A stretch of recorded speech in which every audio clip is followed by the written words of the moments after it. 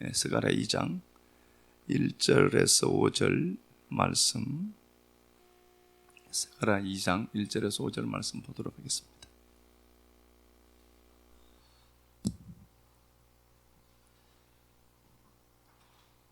내가 또 눈을 들어본즉 한 사람이 측량줄을 그의 손에 잡았기로 내가 어디로 가느냐 물은즉 그가 내게 대답하되 예루살렘을 측량하여 그 너비와 길이를 보고자 하노라 하고 말할 때에 내게 말하는 천사가 나가고 다른 천사가 나와서 그를 맞으며 이르되 너는 달려가서 그 소년에게 말하여 이르기를 예루살렘은 그 가운데 사람과 가축이 많으므로 성곽 없는 성읍이 될 것이라라. 야훼 말씀에 내가 불로 둘러싼 성곽이 되며 그 가운데에서 영광이 되리라. 아멘. 우리 기도하고 말씀 보도록 하겠습니다.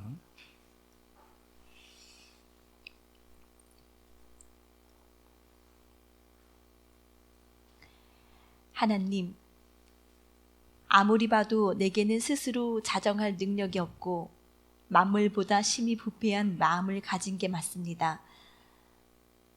말씀을 가볍게 여기고 내 의를 쌓으려 하고 어느 순간 하나님의 영광은 생각도 않는 내 모습을 발견합니다.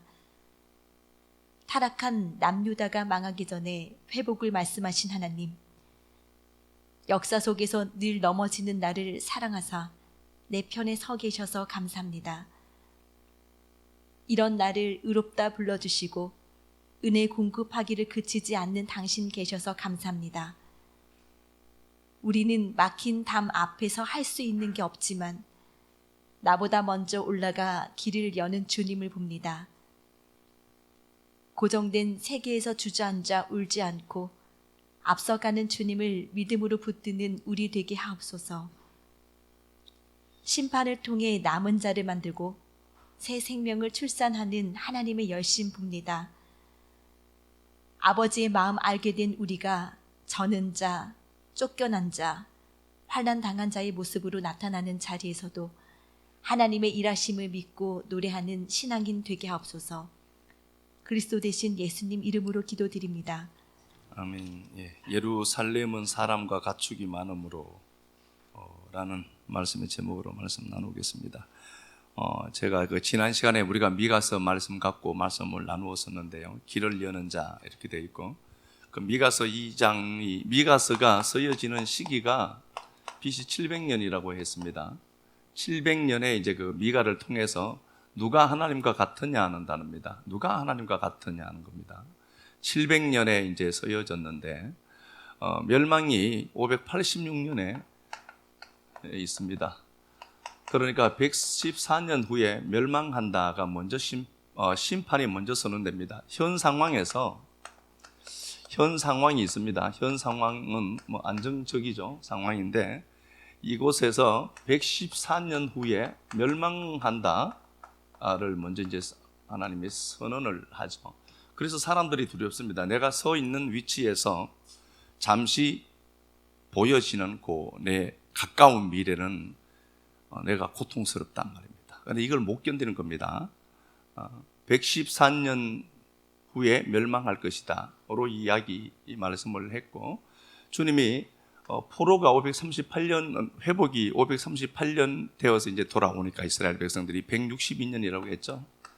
162년에 회복된다. 현 시점에서 하나님은 우리를 징계하고 고통을 주고 병을 주고, 예레미야 29장 11절에 나오죠. 그게 목적은 아닌 겁니다. 그게 목적은 아니고, 하나님이 그러면은 우리 삶에 개입해서 우리 삶에 어떤 고통과 아픔을 허락해 주시더라는 거죠. 그런데 그게 목적이 아니라 그건 과정이고 회복으로 가는 길목에 있는 것으로 우리에게 하나님 말씀을 하시는 겁니다. 야, 니들은 회복이 있어. 그러면은 이런 상황들을 통하여서 고통이 있더라, 멸망한다라고 하는 이 고통을 통해서 하나님이 우리를 통해서 만들어내시는 게 뭔가, 미가서 이제 5장 7절에 나온다고 그랬죠. 하나님을 기다리는 자, 하나님만 인생을 기다리지 않고 하나님을 기다리는 자, 요걸 남은 자라고 했습니다. 이 스스로 자연적으로 인간에게 배양되면 참 좋은데요, 안 돼요. 지금까지 우리가 그래서 하나님의 말씀을 붙들고 살아가면서 그 하나님 아니고는 안 되는 인생이 내가 맞구나를 알아먹죠. 예, 그래서 실패도 좀 해봐야 돼요. 근데 그 실패하는 게 목적이 아니라 하나님 아니고는 나는 안 되는 인생이 맞구나를 알아먹는 겁니다. 그러면은 이 사람들은 인생을 기다리지 아니하고 하나님을 기다린다. 그렇게 되어 있죠. 하나님밖에 없구나를 아는 인생으로 만들어요. 그러니까 동서남북 사방 다 닫고 열린 하늘만 딱 만들어 두시는 거죠. 그렇게 해서 결국은 하나님이 승리하게 하시더라. 그리고 이 많은 문제들이 산적해 있는 걸로 보이지만 미가서 2장 12절에 주님이 그 길을 여는 자가 단수로 되어 있습니다. 그죠? 길을 여는 자가 있습니다. 막힌 것을 여는 자, 파라츠라고 했죠. 거기 정관사 붙어 있습니다. 하파라츠. 그 주님이 먼저 막힌 문제를 뚫고 지나가고 그걸 뒤따라가는 우리들이 이제 여기 등장하는 겁니다. 그래서 우리가 꼭 생각해야 됩니다. 어떤 문제가 덜컥 생기면은 얄팍한 내 모습이 보이죠. 그래서 큰일 난 걸로 보이거든요. 그럴 때 깊은 한숨, 깊은 숨을 한번 내쉬고 마음을 정돈한 후에 이게 과정이구나. 회복으로 가는 길에 이런 일들이 우리 삶에 연출될 수 있구나를 알고 거기에 몰두되면 안 돼요. 거기에 툭 빠져버리면 안 돼요. 회복이 선행된 거죠. 회복이 선행된 심판이거든요. 그 심판을 통해서 하나님 내게 만들고 싶어 하는 것이 무엇인가를 고민하고 하나님을 집중해야 되는 겁니다. 이때 다시 하나 제가 더 같은 사건을 하나 보면은요.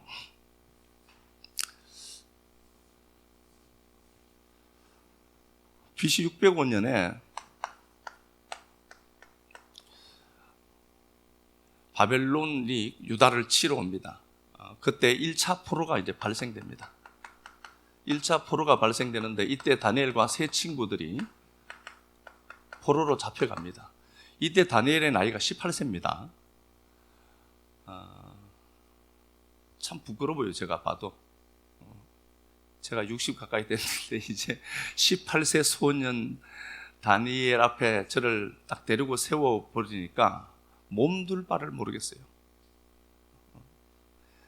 이 친구가 그냥 막 어렵고 힘들게 살던 게 아니라 왕족입니다. 그러니까 괜찮은 사람이에요. 우리가 말하는 잘 먹고 잘 살다가 망하면 힘들거든요. 어차피 개똥밭에 굴러본 인생은 별로 힘들 줄은 몰라요. 그런데 너무 힘들고 아프고 그럴 수밖에 없는 자죠. 귀족이고. 근데 이 사람이 18세가 뭘 제대로 알겠습니까? 하나님을 기다립니다. 하나님의 역사가 곧 나타날 거야. 소망을 갖고 희망을 갖고 막 그러는데 상황이 더 안 좋아져요. 상황이 좀 더 좋아지면 참 좋잖아요. 근데 상황이 좋아질 거야로 믿고 있는데 상황이 더 안 좋아져요. 597년에 2차 포로가 또 생겨요. 1차 포로된 자들의 입장에서 보면은 곧 회복돼야 되는데 오히려 더 나빠져요. 이걸 우리가 못 견딥니다. 이때 우리가 뭘 봐야 되죠? 현상 보지 말고 여러분 말씀 봐야 돼요. 상황이 점점 더 나빠지더라. 아니요. 제가 그래서 대전제를 미리 미가서를 갖고 말씀을 드린 이유는 심판이라는 모습이 우리 삶에 있다. 그러나 회복을 위한 심판이지 심판 자체가 목적은 아니다. 예레미야 29장 11절에 하나님이 우리에게 주시는 것은 고통과 저주와 눈물이 아니라 생명과 평안이다. 그 말씀이잖아요. 그대로 포로인데 더 안 돼요. 그러니까 8년 이때를 보니까 8년이고 조금 더 기다려 보거든요. 586년에 멸망해버립니다. 이게 우리가 하나의 스토리를 알고 이렇게 접근해서 그렇지 이거 내 삶이라고 한번 놓고 보시라니까요. 성경은 나의 거울이지 않습니까? 내가 뭔가를 간절히 원하고 있어요. 좋아질 줄 알았는데 8년 후에 엉망이 돼버려요. 교회 안 나올걸요? 하나님 살아있나 웃기는 소리 하네 그런단 말입니다. 이런 잡것들이 가끔씩 있어요. 근데 하나님의 약속의 말씀을 붙들고 있는데 뭐냐는 거예요. 8년 후에 2차 포로가 나와. 더 나빠지거든요. 이게 참 골치 아픈 겁니다. 그러다가 586년에 나라가 망해버려요. 19년 후 나라가 망해버립니다. 이제 큰일 난 겁니다. 회복 가능성도 없고 나라 자체가 망해버렸습니다. 기가 막힌 상황을 만났습니다. 그런데요, 우리가 성경의 역사를 통해서 본 결과 다니엘과 세 친구는 하나님을 포기하지 않고 붙들고 있습니다. 여러분, 이게 믿음입니다. 이건 아무나 안 돼요. 그래서 제가 말씀이 들리거든 내 말씀으로 듣고 그 말씀을 자꾸 우리가 묵상하고 생각의 재료로 삼고, 그래서 자꾸 마음 안에 새겨야 돼요. 이 말씀을 새겨야 되지, 듣는 건 들어야 되겠지만요, 한 번 더 듣는 그 자체가 중요하지 않습니다. 그래서 걱정들이 밀려올 때 이런 말씀을 끄집어내서 또 듣고 계속해서 이 말씀을 두려움의 크기보다 말씀의 크기가 더 크도록 만들어야 돼요. 이걸 해야 된다는 거거든요. 멸망하더라는 겁니다. 그리고 다니엘 세 친구가 있는데, 이 세 친구, 왜 다니엘은 그냥 두고요, 세 친구를 이렇게 한번 놓고 보면은 뭐 제대로 되는 게 없죠. 뭐 더 안 되거든요. 그런데 2장에서 느부갓네살 왕이 두라 평지에 큰 금신상을, 금으로 다 하진 않았겠죠. 그 신상을 하나 만들고 금칠을 했겠죠. 신상을 하나 만들고 자기 나라가, 바벨론 나라가 계속해서 번성하기를 염원하는 그 행동이죠. 우상으로 이제 만들고 절해라 이렇게 되어 있습니다. 그런데 다니엘 세 친구가 절하지 않습니다. 나라도 망해버렸고요, 내일은 좋아지겠지라고 했는데 내일 더 안 좋아지고요, 나라가 망해버렸습니다. 회생 불가가 된 겁니다. 절해라, 어차피 하나님도 끝났는데 여기서 그냥 우리 살 궁리나 찾자, 그리고 우상에게 절해야 되겠죠 보통. 그런데 안 그러더라고요. 평소보다 불을 7배나 더 합니다. 풀무불이 있는데, 용광로죠, 풀무불이 있는데 평소보다 7배나 더 했습니다. 왕이 화가 난 겁니다. 그래서 산채로 불구덩이 속에, 용광로 속에 던져넣는 던져집니다. 근데 우리가 안 던져지면 좋잖아요. 거기까지 갔다가 오면 우리 간증이라고 막 이야기하거든요. 들어가면 죽는다고 생각하죠. 그런데요, 하나님의 법과 하나님의 그 생각과 인간의 생각은 분명히 차원이 다릅니다. 그래서 내가 얄팍하게 내가 내 것으로 뭔가를 해봐도, 여러분, 이거는요, 여러분, 믿음의 대상이 될 수가 없습니다. 하나님의 방법이 뭔가가 있어요.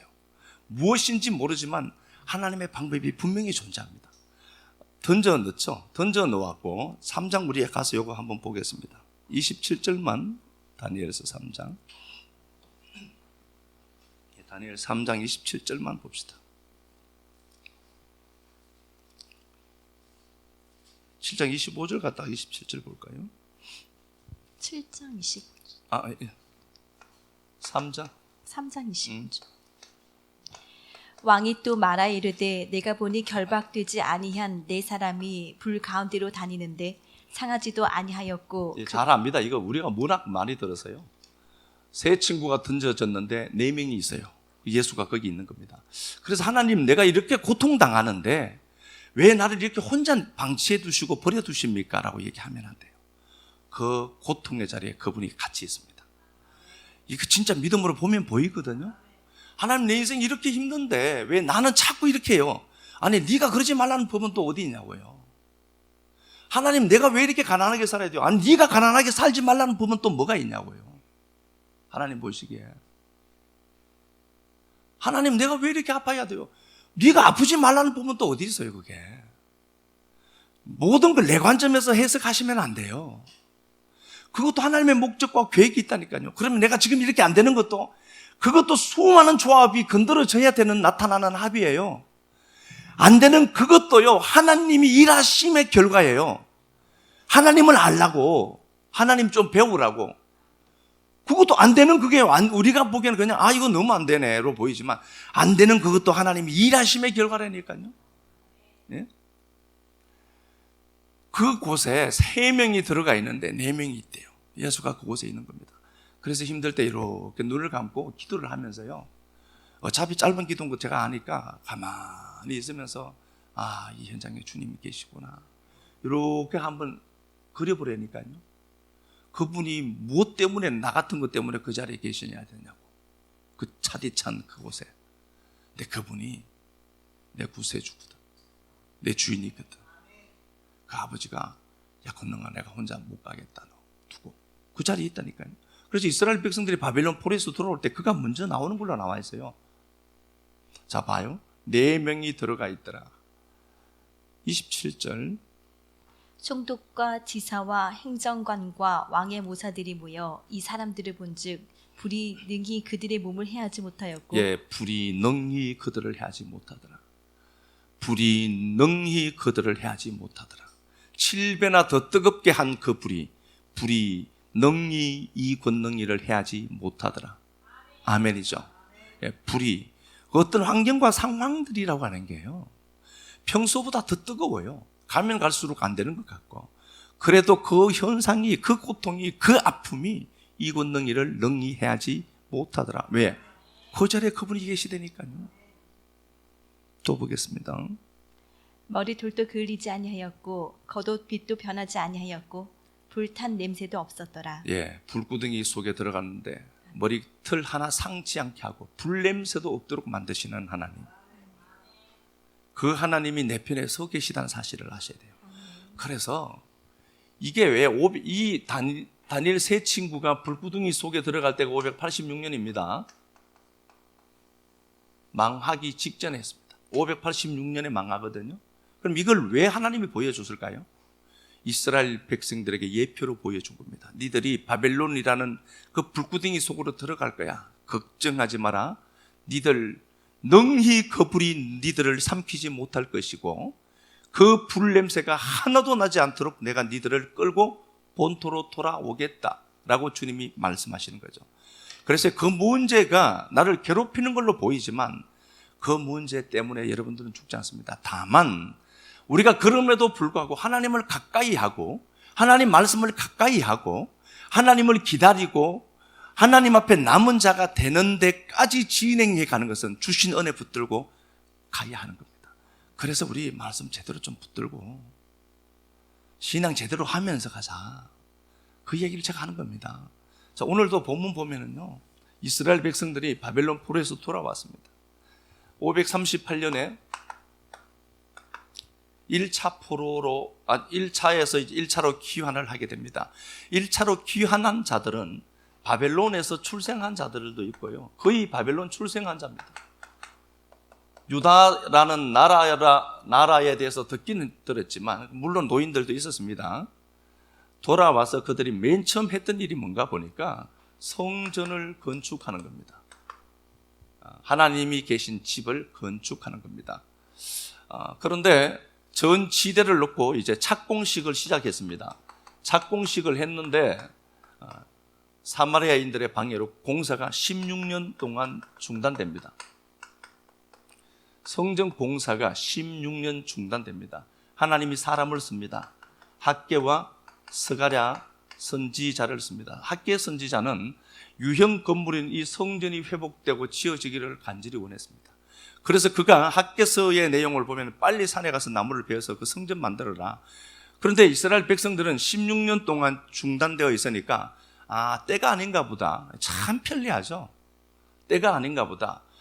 성전이 붕괴되어져 있는 게 보이면, 내 눈에 보이면은요, 그거 내가 건축하라는 신호 아닙니까? 그런데 그게 안 보이는 겁니다. 왜 그렇죠? 그들은 한결같은 마음이 있습니다. 때가 아닌가 보다. 참 싫어요. 자기 합리화죠. 때가 아닌가 보다. 그리고 아무도 성전 공사하지 않더라는 겁니다. 이런 상황이 되었고, 학개는 그 성전 빨리 건축하자, 하나님의 영광이 그곳에 들어오도록 성전 건축하자. 스가랴는 그 성전이 지어지고 구성원들의 삶, 이 구성원들에 대해서 말씀을 나눕니다. 정신을 깨우는 겁니다. 그들의 의식을 깨우는 그 상황을 스가랴를 통해서 그려내고 있거든요. 스가랴 내용을 이제 한번 보면은, 한번 가서 보겠습니다. 스가랴서 말씀을 보면은 2장에 보면은 2장 1절 가서 한번 봅시다.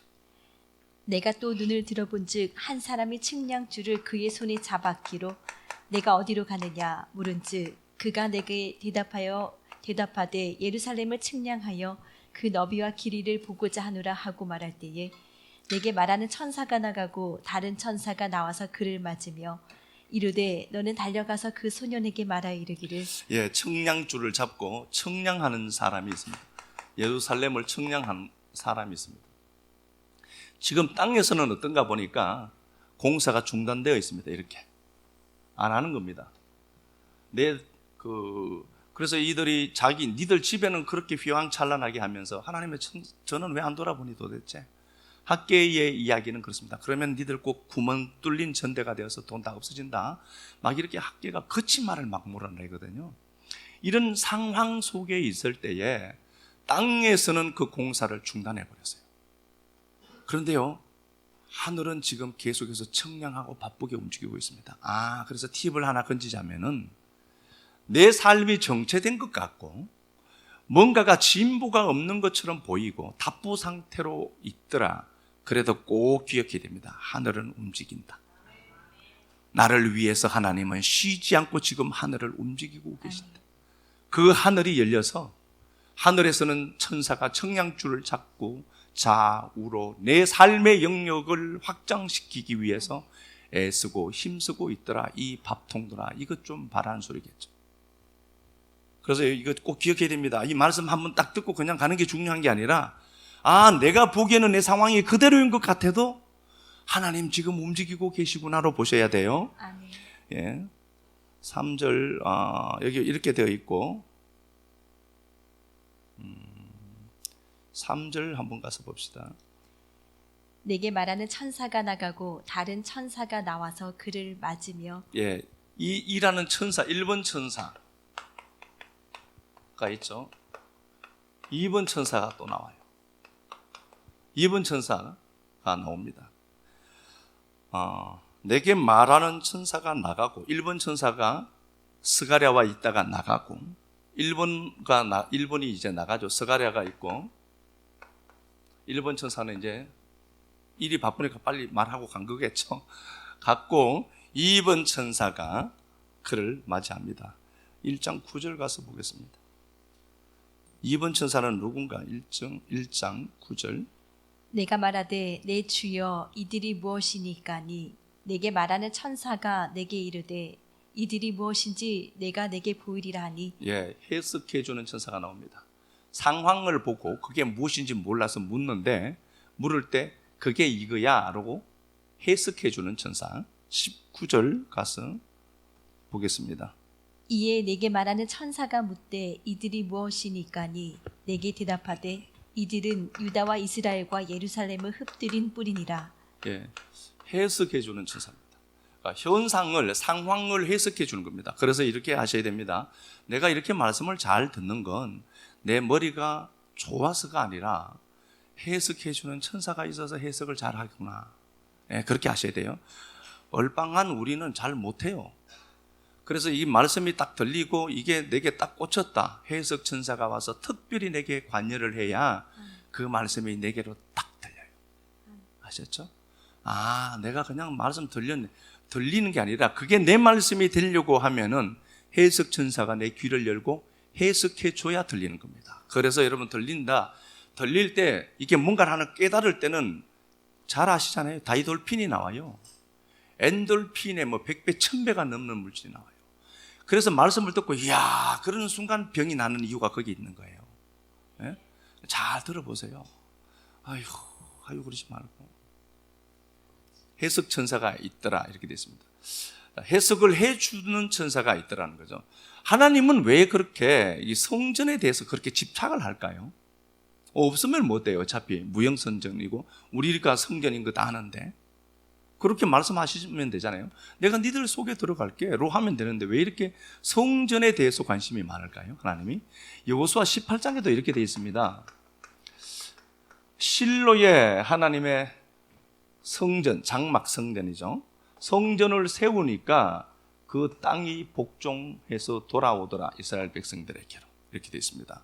다시 말씀을 드리면은 내가 내 영혼의 삶을 세워야 되는 이유는 땅이 돌아와서 내게 절하도록 만들기 위한 가장 효율적이고 가성비가 최고이기 때문에 그렇습니다. 그 땅을 내가 정복해서 내가 뺏어오는 것보다 내가 하나님의 성전의 위치를 제대로 알고 예배에 대해서 하나님 앞에 내가 예배자로 온전하게 서 있으면 땅이 돌아온다라고 분명히 이야기하는 걸로 보아서는 가장 가성비 좋은 것은 예배자 되는 겁니다. 그래서 이 땅이 돌아올 거야. 내가 뺏으려고 찾아다니지만 그게 다 내게 되면 되는데 우리는 아직 다 모르거든요. 내 삶을. 내게 있는 게 아직 영원히 내게 될 거라는 보장은 여러분 없습니다. 내게 다 내게 아니란 말입니다. 그렇게 놓고 보면은 가성비가 가장 좋은 것이 예배라면은 이 예배가 그냥 저절로 드려지면 안 될 거겠죠. 그렇게 하자는 소리입니다. 그렇게 해서 우리가 하나님 말씀을 드러내는 거거든요. 하나님이 아브라함에게 그렇게 말씀해요. 17장에 보면은, 창세기 17장에 보면은 할례해라 이렇게 되어 있습니다. 할례를 해라라고 되어 있습니다. 포피를 잘라내라. 남성의 그 포경 수술이죠. 그거 해라 이렇게 되어 있습니다. 그럼 뭐라고 그게 그죠? 근데 그거 할례에 대해서만 생각하지 말고 이렇게 봅시다. 할례, 바사르 오를라죠. 오를라로 됐어. 오를라로 되어 있는데 오를라가 이게 껍데기입니다. 껍질. 바사르 이렇게 되어 있습니다.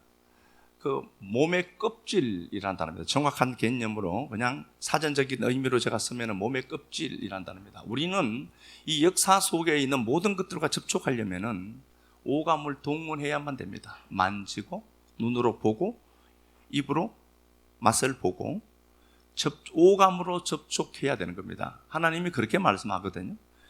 이 역사 속을 살아가면서 영의 눈이 열리고 영으로 접촉하는 자들이 많아야 된다. 그러면 어떻게 되죠? 할례해야 돼요. 우리 오감으로만 접촉하죠. 현상과 상황을 보고 오감으로 접촉하는 권능아, 네가 그걸로만 접촉하면 안 돼. 너는 육체를, 껍질을 하나씩 자꾸 어떻게 하죠? 벗겨내야 한다. 그래서 어떻게 되죠? 오감에 잡혀있는 인생이 영에 취해서 살도록 만들어 가야 되기 때문에 그렇습니다. 현상을 보고 우리는 오감으로 접촉을 하거든요. 겹겹이 사여져 있어요. 내 마음을 겹겹이 사고 있어서 이게 전부인 줄 알아요. 이걸로만 내 인생이 구동되고 있는 걸로 착각하는 거거든요.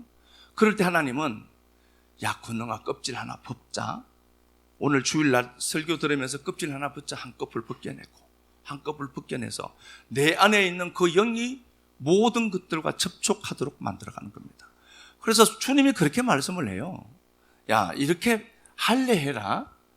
그런데 로마서 2장 26절에 보면은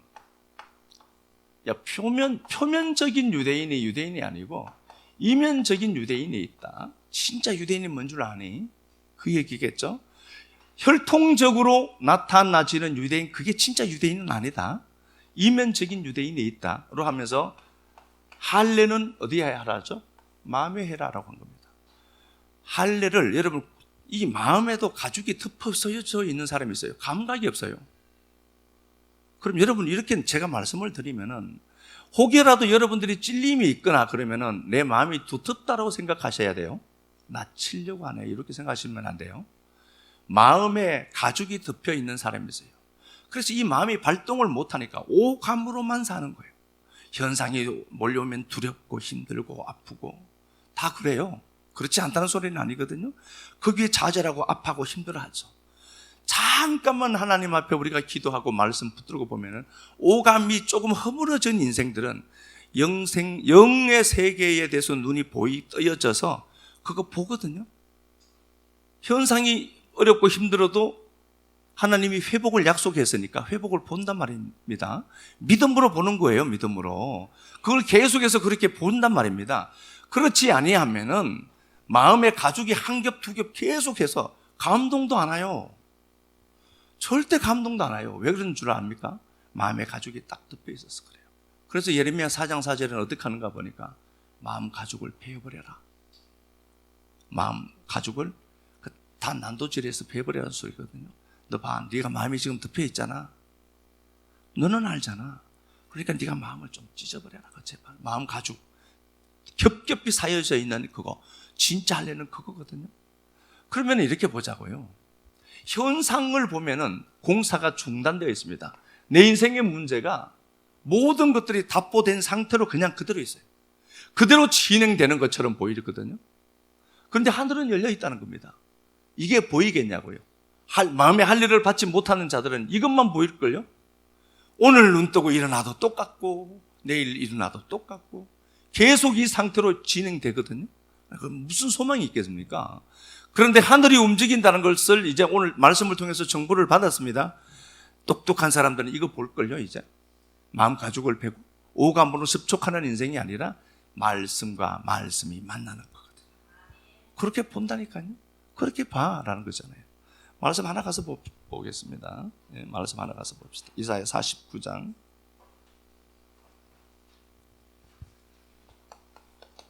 이사야 49장 19절.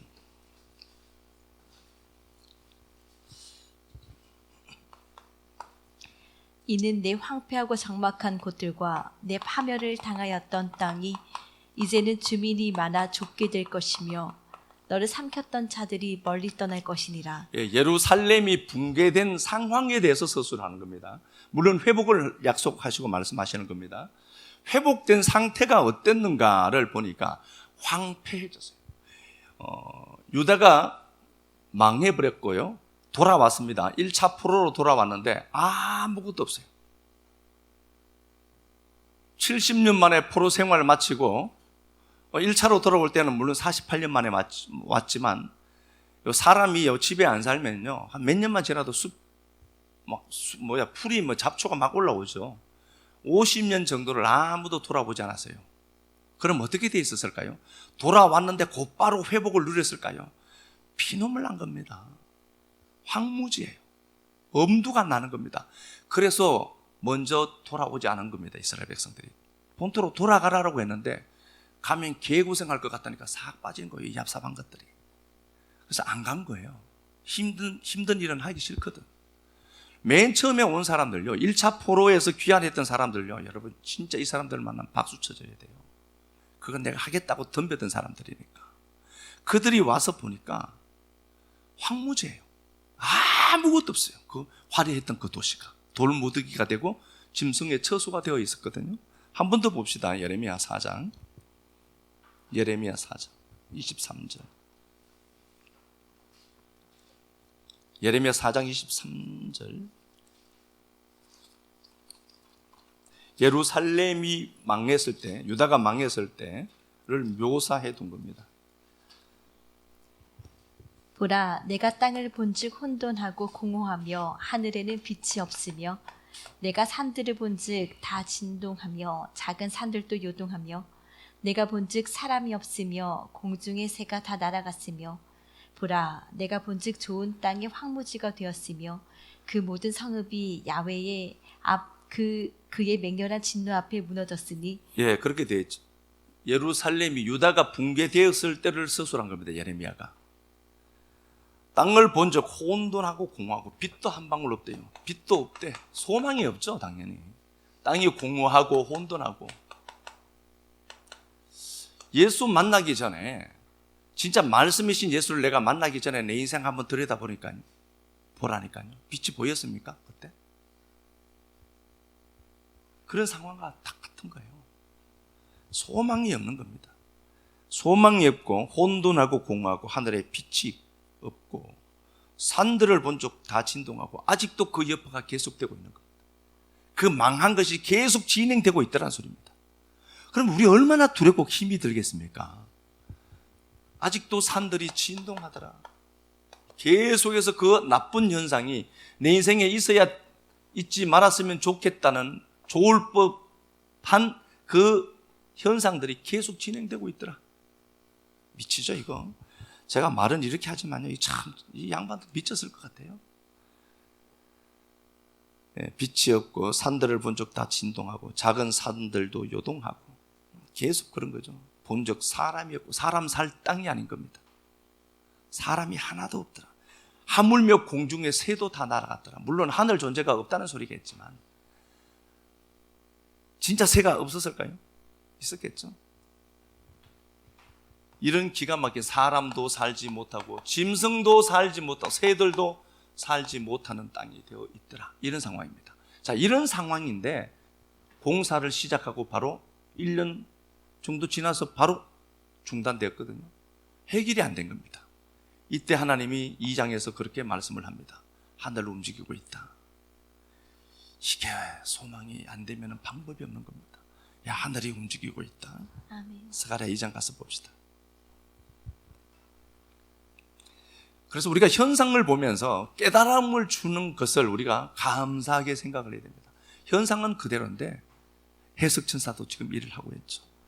주님이 그렇게 말합니다. 4절 이르되 너는 달려가서 자, 다른 천사가 내게 말하는 천사가 나가고 1번 천사 나가고 2번 다른 천사가 와서 그를 맞으며 이르되 너는 달려가서 그 소년에게, 소년은 누구죠? 스가랴겠죠.